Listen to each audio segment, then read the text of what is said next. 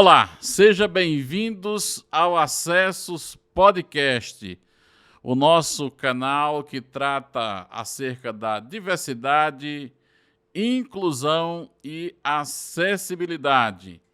Eu sou o jornalista Antônio José e hoje eu tenho a alegria de conversar com a professora Vanessa Dalladea, ela que é mestra, professora, mestra, doutora.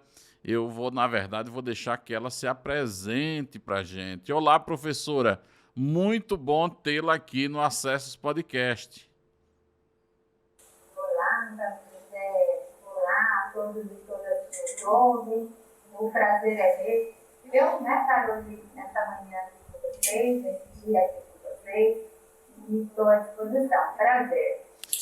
Então, professora, se apresenta um pouquinho para nós, fala do seu currículo, se descreve para a gente, fica à vontade.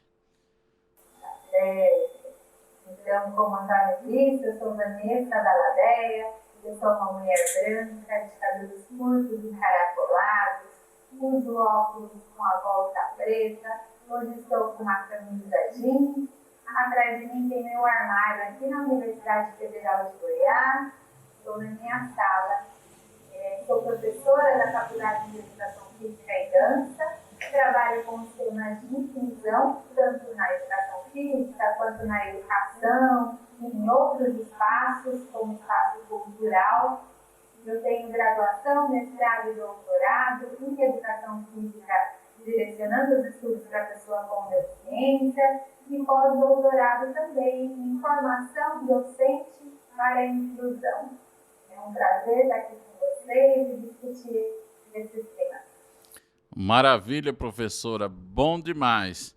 Professora, a senhora é de São Paulo, fala um pouquinho para nós da cidade que a senhora nasceu, da sua infância. Conte para a gente como é que a senhora veio parar aqui, a gente quer saber. Bom relembrar, né? Isso.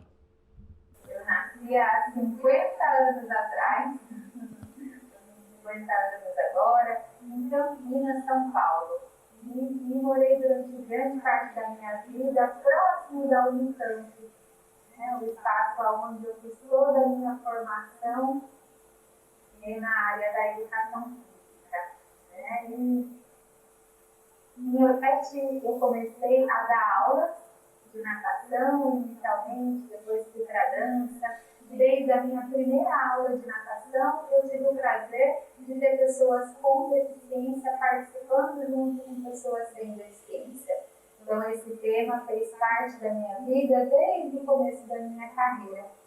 E há 18 anos atrás, eu tive minha primeira filha, eu tenho 2 filhos, casal, e agora são adolescentes, e a Ana Beatriz veio com síndrome de Down.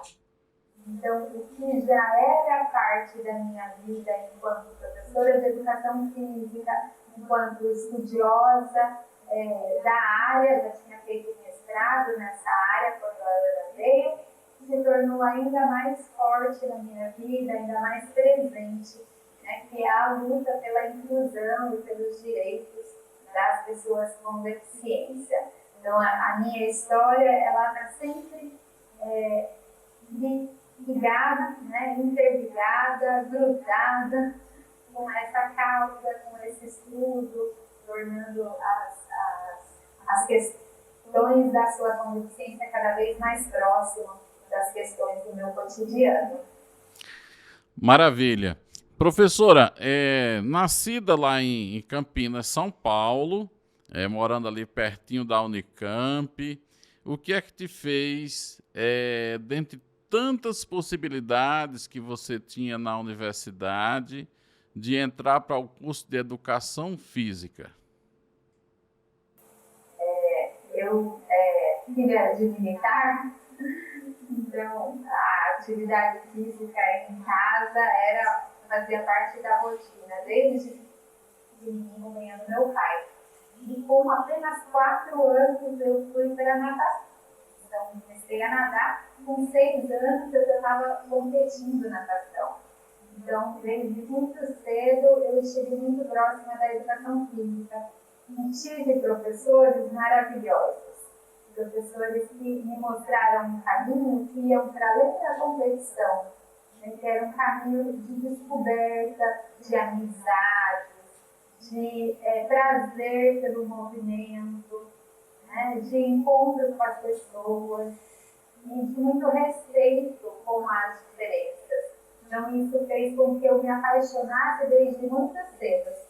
E aí, com 14 anos, eu acompanhava meu professor em todas as aulas, terminava meu treino, eu continuava lá no clube. E ele, quando eu tinha 14 anos, ele tinha um aluno com síndrome de Down. E não existe coincidência, né? E nesse momento, eu comecei a ficar cada vez mais próxima e auxiliar, por vontade própria, esse aluno com síndrome de Down. E esse foi o meu primeiro aluno da minha vida. Né? E a educação física e as questões de inclusão, né, fizeram parte da minha vida até hoje. A educação física é uma paixão. Né? Por meio dela, eu busco caminhos inclusivos.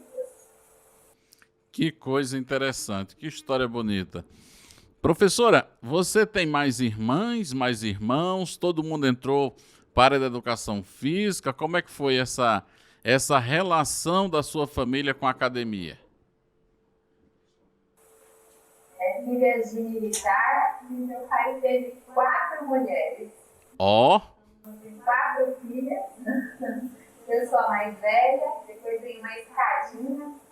E as 4, então aí virou, né, uma equipe de treinamento. As 4 foram direcionadas para a atividade física desde muito cedo. E eu e mais uma irmã fizemos a faculdade de educação física.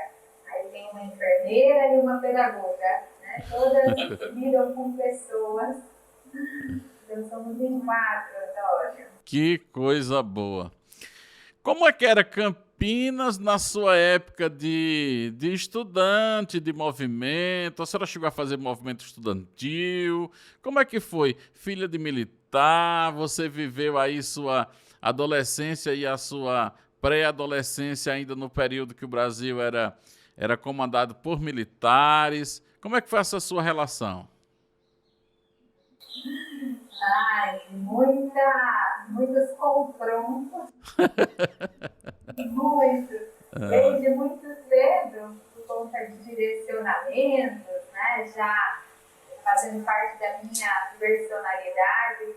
E com 5 mulheres em casa, 4 irmãs, mais minha mãe. Muitas vezes a gente via em vilas militares, né? Onde muitas vezes o machismo, o capacitismo imperava. Então, a minha história é uma história de muitos confrontos, de muita crítica, né? Desde muito pequena eu me via nas discussões com meu pai e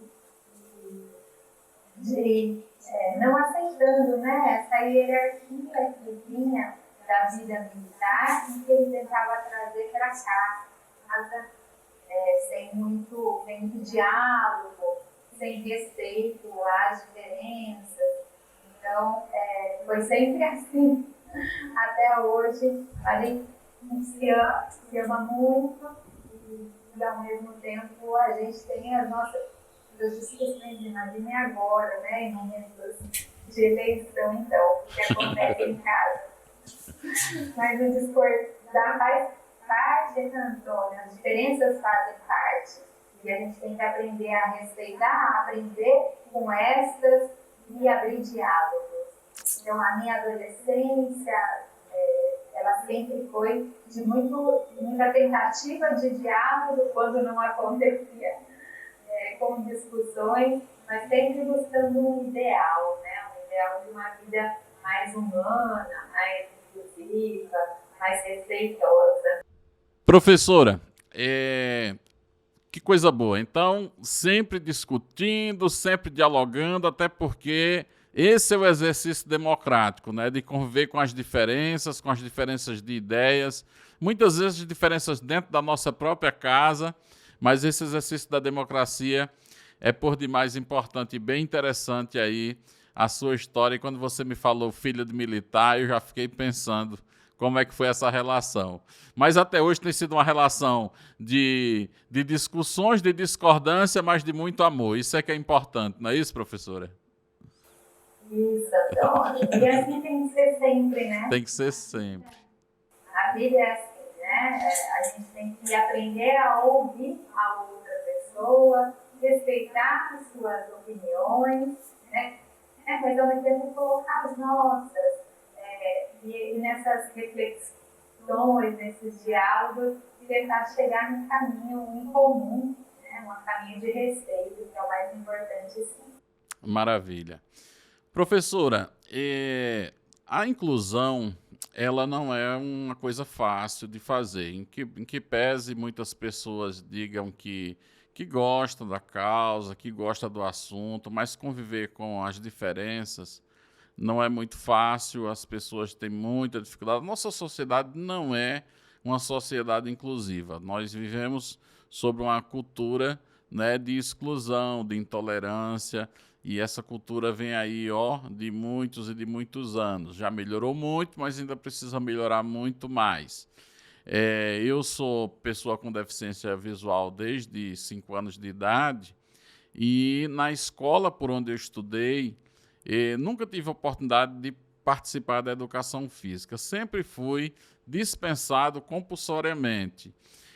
Até hoje, as crianças ainda são dispensadas na educação física. A senhora, como profissional dessa área, professora, estudiosa do assunto da inclusão, até porque a inclusão sempre esteve aí, como a senhora mesmo disse, aí no seu entorno, eu te pergunto, como fazer para mudar essa realidade? Antônio José, infelizmente, né, nos estudos que a gente vem orientando, na graduação, no mestrado, no doutorado, a gente ainda tem visto essa realidade, né, da exclusão escolar e da exclusão na educação física escolar. A educação física escolar ela é um espaço importantíssimo para o desenvolvimento de todas as crianças, né, não só das crianças das demais também, mas principalmente das crianças com deficiência, que muitas vezes não têm oportunidade de se movimentar, de se descobrir, de se relacionar. Então, quando é dada a oportunidade na educação física escolar, o que a gente verifica é um avanço no desenvolvimento dessa criança em todas as suas áreas, né? Não só na motora, na física, mas também na psicológica, na social, né? Então, é importantíssima essa participação. Para isso, a gente tem investido em formação, né? Em preparação de materiais, de formação, de cursos de extensão, de cursos na graduação, né? Fazer uma discussão mais específica e mais direcionada na graduação, para que esses professores saiam com conhecimento, mais do que isso, com uma abertura para que a inclusão aconteça. A gente sabe que numa atividade educacional não existe receita de bolo. Muitas vezes as pessoas procuram exatamente isso. O que eu faço quando chega uma pessoa cega? Eles querem os itens, né? Faça isso, isso, isso, isso. Só que cada pessoa é de uma forma. Na educação física, cada pessoa tem uma vivência corporal diferente. Então, não é a deficiência que vai determinar o que eu faço e o que eu não faço, né? Mas é sim o relacionamento, o contato, a experiência, né? Para eu descobrir como eu dou aula de educação física para o meu aluno, eu preciso permitir que ele participe da aula. Aí eu vou encontrar caminhos para incluí-lo nos jogos, para incluí-lo nos movimentos, nas atividades, né? Então, muitas vezes falta do professor uma abertura, um conhecimento de que é fazendo que a gente aprende a fazer. E nisso a gente tem investido muito nos esportes paralímpicos. Sim. Eu tenho 2 orientandos de mestrado estudando a importância do esporte paralímpico na inclusão escolar. Quando você coloca o gol de volta, todas as crianças videntes e crianças cegas, fazerem ao mesmo tempo, você coloca em discussão, sem precisar discutir verbalmente, o respeito à diferença. Outras deficiências, né? Muitas vezes, quando você faz essa atividade, as crianças que não têm a visão, muitas vezes saem melhor do que as crianças que têm a visão. E aí você muda a inclusão, você inclui as crianças sem deficiência. Esse é um exercício muito interessante e que a gente tem feito nos nossos trabalhos de mestrado na educação básica e temos mostrado que é possível, né, que essa exclusão escolar e da educação física escolar, ela não se justifica. Existem possibilidades, muitas possibilidades de acontecer a inclusão escolar. Na última quinta-feira, nós colocamos no ar uma entrevista que eu fiz com a Cidinha Siqueira. A Cidinha Siqueira, quem assistiu o episódio, viu que é uma pessoa assim, super ativa, foi vereadora por 2 vezes aqui em Goiânia, uma grande ativista do movimento. E a Cidinha diz lá no podcast que gravamos, professora Vanessa, que quando ela era pequena, ela ia para a escola e ela participava da educação física. Eu disse, mas que coisa boa, Cidinha, como era essa participação? Ela disse, olha, naquela época não tinha muitos recursos, então na educação física a gente brincava de pular corda. Como eu não conseguia pular corda, a professora me dava a oportunidade de balançar a corda para os meninos pular. Aí eu estou aqui trazendo essa história, professora Vanessa, para dizer o seguinte, que quando o profissional se abre, ele encontra um espaço para a pessoa com deficiência participar, mesmo que seja apenas balançando a corda. Então, perfeito exemplo, né? Cidinha é um exemplo para a gente em todas as áreas, né? Ela é uma referência para mim também.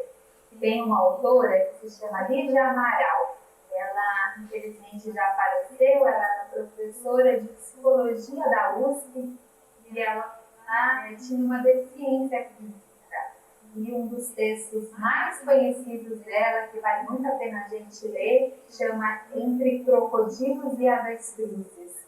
E ela fala do preconceito, né, da diferença das pessoas. Ela chamou, né, no texto, das pessoas com diferenças significativas, entre elas as pessoas com deficiência.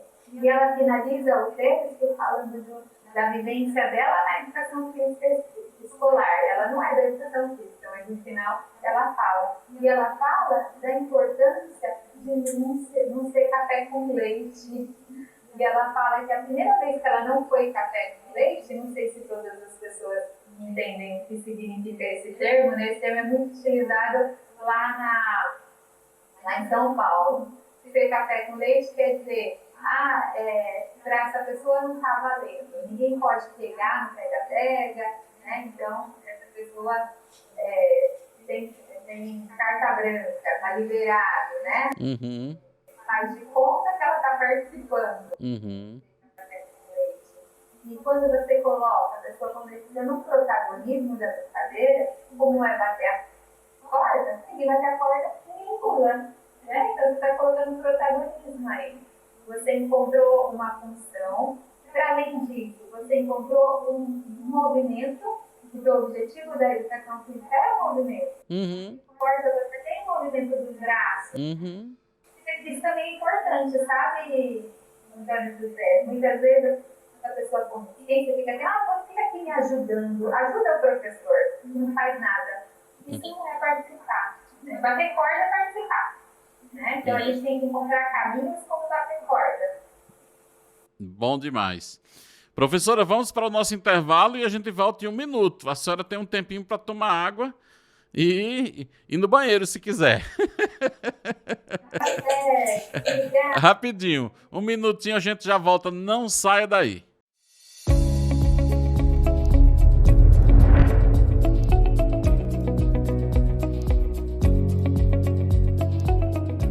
Acessos traz para você serviços e soluções em acessibilidade, inclusão e diversidade. Com uma super equipe de profissionais de notório saber, a Acessos promove capacitações em inclusão e diversidade para profissionais da educação, cursos de acessibilidade urbanística e arquitetônica, acessibilidade e certificações de ambiente virtuais, cursos de Libras, assessoria para ONGs em captação de recursos, gestão de projetos e prestação de contas, cursos de audiodescrição e este podcast que você está ouvindo. Conheça melhor o nosso trabalho nos acompanhando em @acessosnet no Instagram, Acessosnet no YouTube e em acessos.net.br. Acessos, construindo caminhos para a inclusão.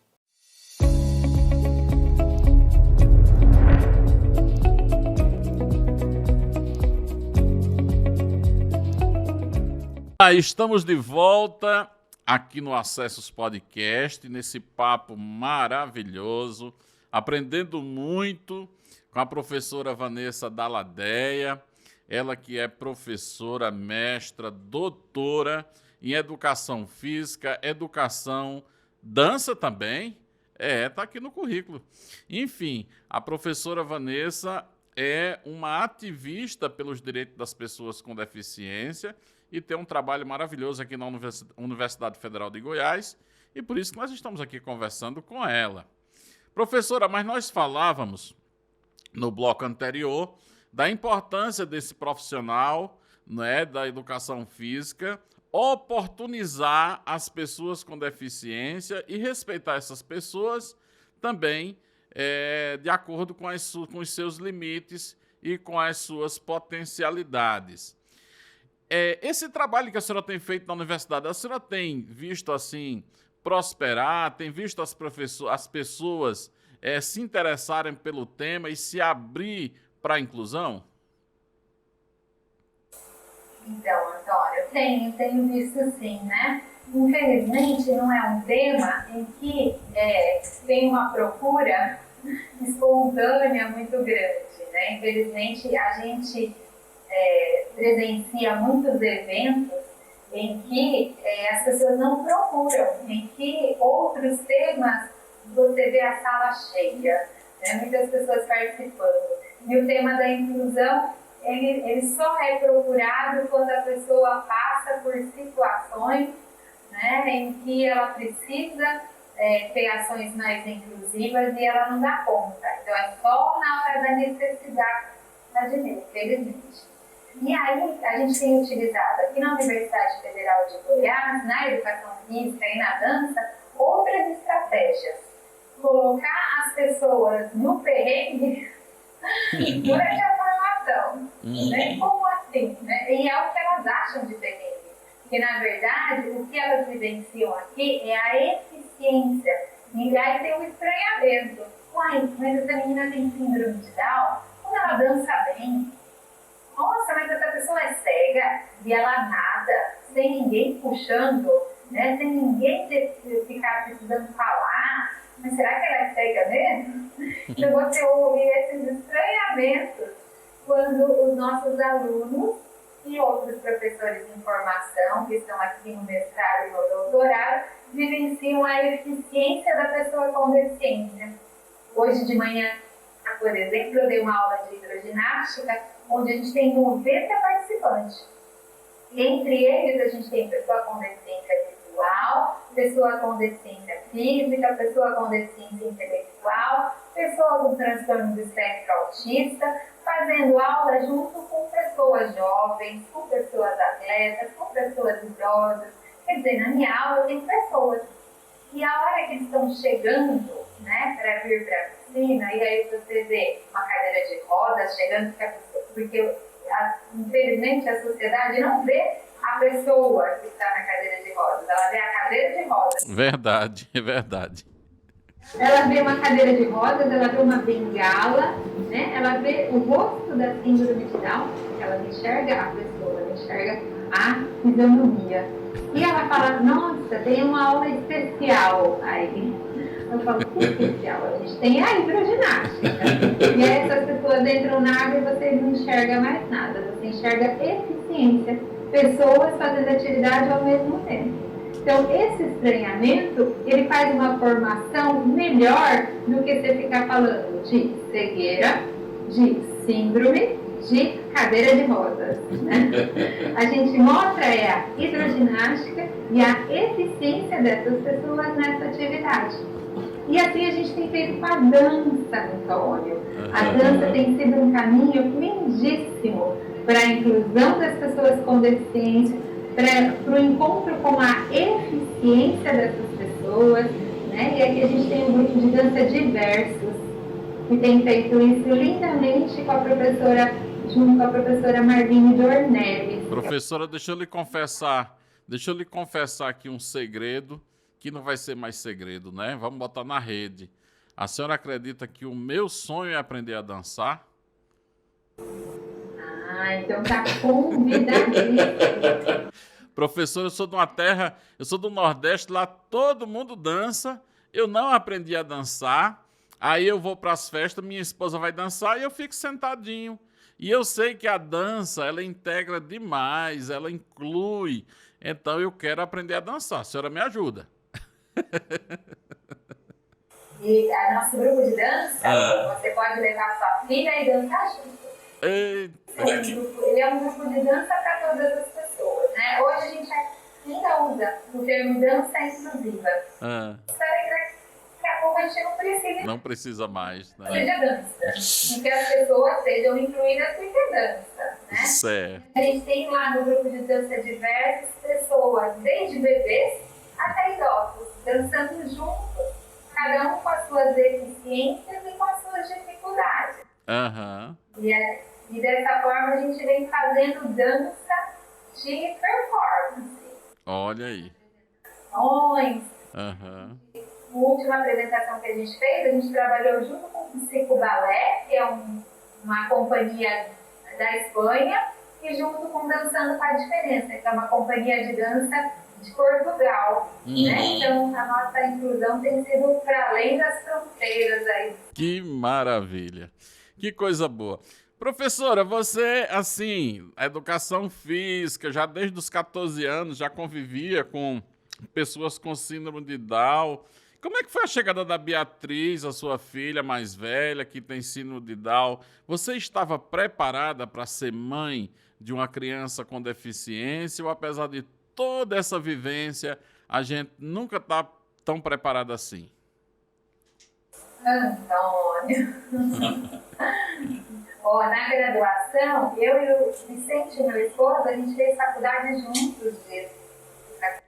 Então esse namoro já vem de longe, né? A senhora e o professor Vicente já vem de longe esse namoro, né? Vem, já vamos fazer 20 anos de casada esse ano.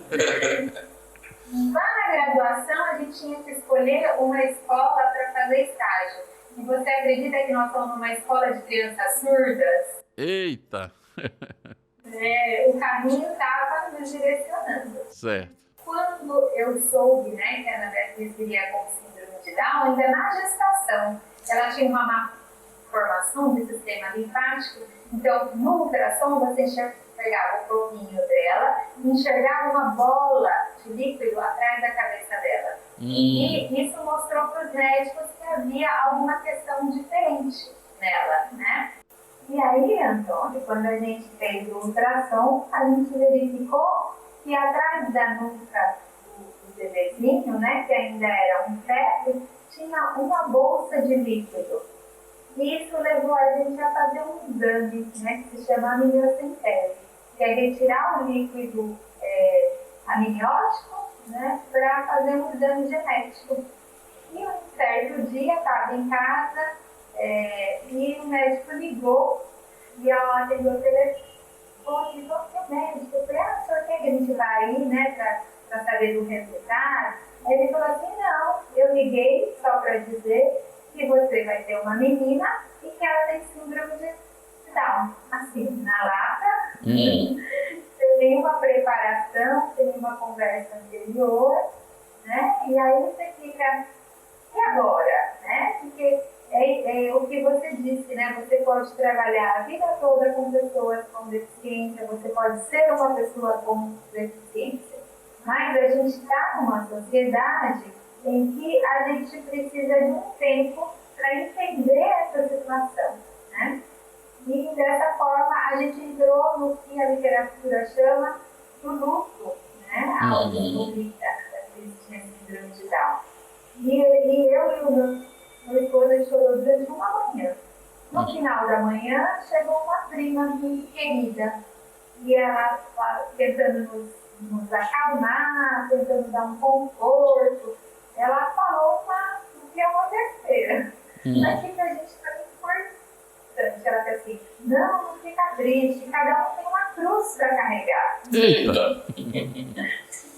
Isso bateu como um soco no peito. E eu, na hora, falei, a minha filha é minha luz, nós vamos lutar, ela vai ser feliz, ela vai ser capaz. Aí a minha filha disse, e por que vocês estão chorando? Aí um olhou para o outro e a gente viu, por que a gente está chorando? Então chega. E até hoje, Ana Beatriz, é só felicidade, é só eficiência, né? É só alegria na nossa vida. Então, a hora que a gente soube da notícia, a gente agiu como todas as pessoas agem num mundo capacitista, né? Num mundo em que a deficiência é encarada como uma situação, uma cruz. Um fardo. E depois, a Ana Beatriz, ela é uma criança, como a gente passou pelos mesmos caminhos que a gente passou com o Lu, com uma outra filha. E eu digo mais, com a Ana Beatriz, cada vez que ela sentava sozinha, que ela engatinhava, que ela caminhava, que ela ia no banheiro sozinha, agora que ela está lendo e escrevendo, tudo isso vira muita comemoração. Então a gente vive a vida com muito mais alegria com a Ana Beatriz, porque a gente comemora cada um dos seus passos, né? Coisa que as pessoas não conseguem fazer, infelizmente, com seus filhos nesse mundo louco, de tanto trabalho, de tanta tecnologia. Que coisa interessante. Professora, aí muitas barreiras para que a Ana pudesse ir à escola, ou ela foi bem aceita por onde passou, na educação? Conte para a gente um pouquinho. Então, existem escolas e escolas. Sim. Né? Existem professores e professores. Sim. Professores que são professores de verdade e professores que são carregadores de conteúdo. E acham que a criança tem que aprender da forma com que eles querem ensinar, não da forma com que eles aprendem na realidade.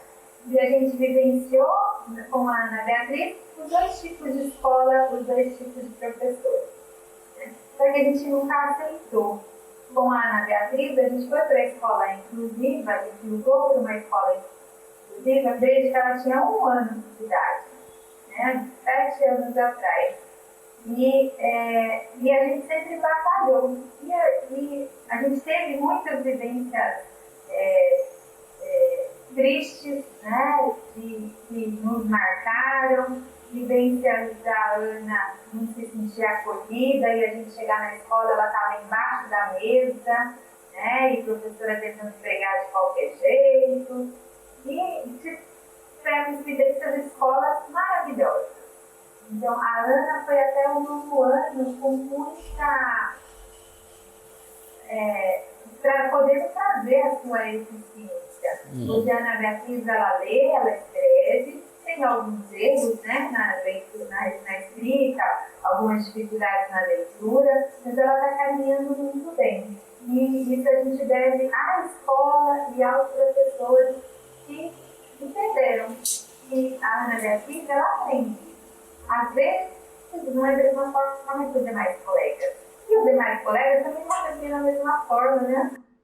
A professora, a professora Mantuan diz que não existe uma receita pronta para todas as pessoas, que cada um tem um jeito de aprender, tem suas habilidades, e o problema da escola, que é, segundo ela, todas as escolas promovem exclusão, é porque tenta-se modelar uma receita única para servir para todo mundo, e acaba que não serve, né?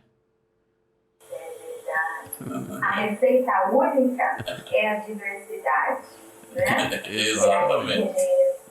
A gente tem trabalhado na universidade com o que a gente chama de desenho universal da aprendizagem.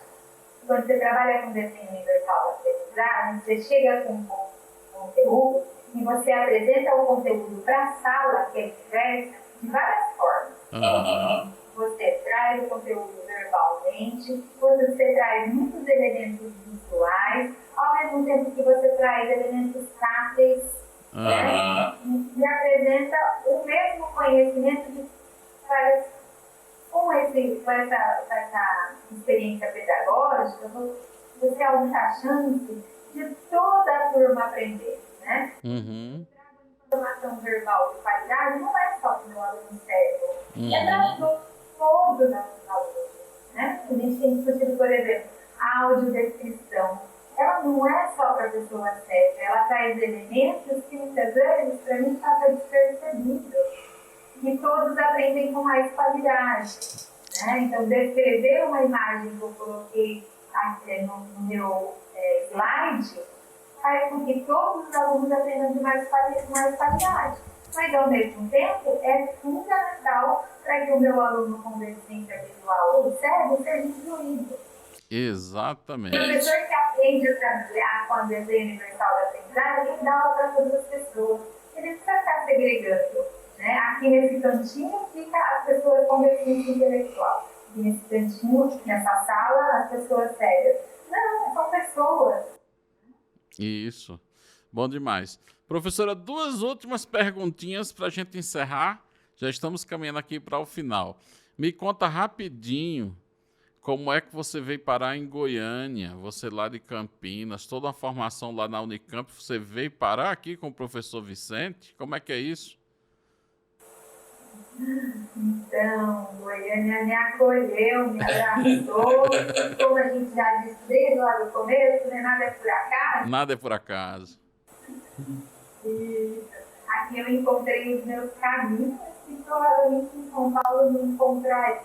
Né? E depois, quando eu ainda estava finalizando o doutorado, já tinha a Ana Beatriz com 2 anos e pouco, o Lucas bebezinho. E eu passei eu prestei um concurso, porque todo mundo da Unicamp tinha para prestar o concurso na UFG, eu falei, vou tentar, né? E esperava que no meu primeiro concurso eu já passasse para professora universitária, professora da Universidade Federal Goiás. E vim, assim, no susto e ao mesmo tempo muito feliz. Muitos caminhos se abriram aqui em Goiás. E o professor passou nesse concurso também? Não. Não? O professor largou tudo lá em São Paulo e veio junto fazer um novo caminho aqui. Que legal. Assim, nós somos muito gratos a Goiânia, Goiás, né? Pelos caminhos, pelos espaços, pela natureza, pelas possibilidades, né? Goiás ainda mais para quem trabalha com práticas aquáticas, esse calor é tudo de bom. Maravilha. Professora, quando eu estava lá na Superintendência Municipal, uma certa vez a senhora conversou comigo que a senhora tinha assim um desejo de implantar um novo projeto que pudesse pensar uma universidade também para as pessoas idosas, ações para as pessoas com deficiência quando ficam mais velhas, mais maduras. Fala um pouquinho desse projeto para a gente. A gente ainda se esquece que o Brasil e o mundo está envelhecendo. Cada vez a gente tem menos pessoas nascendo e mais pessoas vivendo mais. Né?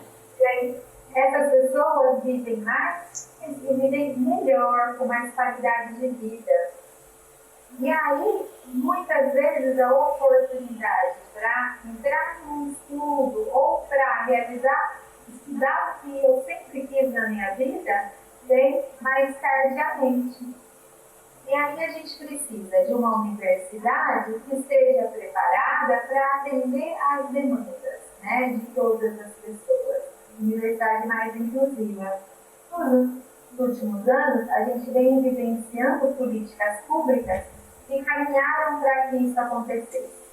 Hoje, na Universidade Federal de Goiás, a gente tem mais de 300 pessoas com deficiência fazendo os nossos cursos, e a gente tem mais de 80 pessoas com 60 anos ou mais. E a gente tem conhecimento, fora que a gente não tem. Né? Então, a gente tem verificado cada vez mais pessoas mais velhas entrando na universidade com muita vontade de aprender, com muita vontade de traçar novos caminhos. Né? Se a população tem sido mais, eu vou viver até 80 anos, 90 anos, 60 anos eu ainda sou jovem, né? Eu tenho muitas coisas pela frente, então a gente precisa pensar em pedagogia, de ensino, que dê conta dessas pessoas que também têm especificidades, né? Sim. Bom demais, professora. Queria agradecer imensamente a sua participação comigo aqui no podcast. Eu até insisti aí para que a gente pudesse compatibilizar as agendas, porque eu tinha certeza que seria esse bate-papo assim maravilhoso, com esse seu carisma, com essa sua alegria, com essa sua vontade de construir, de fazer, de realizar. Muito obrigado. Obrigada, Antônio. Agradeço demais, né? Agradeço a todas as pessoas que estão nos ouvindo, nos assistindo. E foi bom demais. Muito obrigada. Um grande abraço, professora. Esse é o Acessos Podcast. Você pode continuar discutindo com a gente aqui pelo bate-papo aqui do próprio YouTube, pelo chat. Divulgue, participe, dê um like aí pra gente e também nos assista em outras plataformas. Estamos no Spotify, no Deezer e no SoundCloud. Um grande abraço a você e até a próxima semana.